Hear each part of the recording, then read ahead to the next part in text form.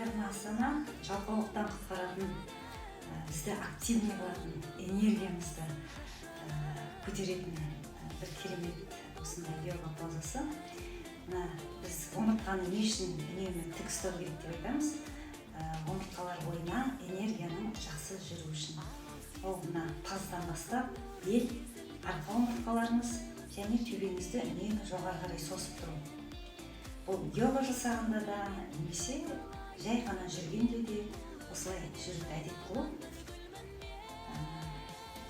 Енді аяқтарыңызды иық тұстарыңызға ұстаңыз және қолыңызды былай толықтай бір-біріне жабысып тұрады артқа қарай. Төстеріңіз жоғары, иықтарыңыз артқа. Бұл мына жердегі манипура чакрасы жақсы жұмыс жасап бастайды, сондықтан кіндіктен жоғары қарай қозғаламыз. Астыңғы жақ жұмыс жасамайды, кіндіктен жоғары қарай қозғалады. Демді аласыздар. Қозғалған кезде демді шығарып, өкпедегі барлық ауаны шығарып тастайсыздар.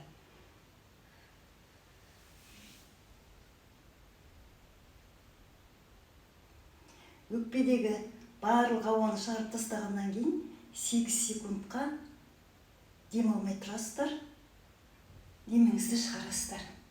Бірден демді аласыздар да, демді кеудеден шығарып, сол жаққа қарай қисаясыздар.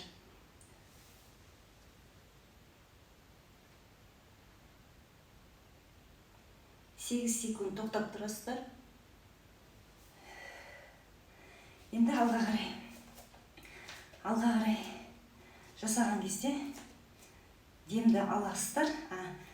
Демді алып аласыздар, алға қарай жасаған кезде демді шығарасыздар. Толықтай өкпеден демді шығарып тастау.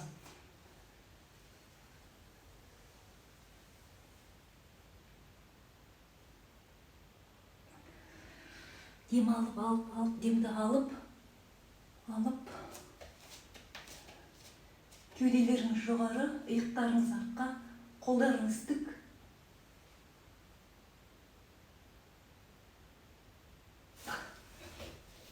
Осы кезде кейбір адамдардың бас айналып кетуі мүмкін. Оны бас айналғанды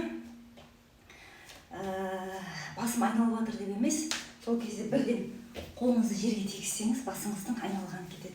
Және отырып жасау, ол кезде аяқтарыңызды былай қоясыздар, алға қаратып ашпайыңыздар.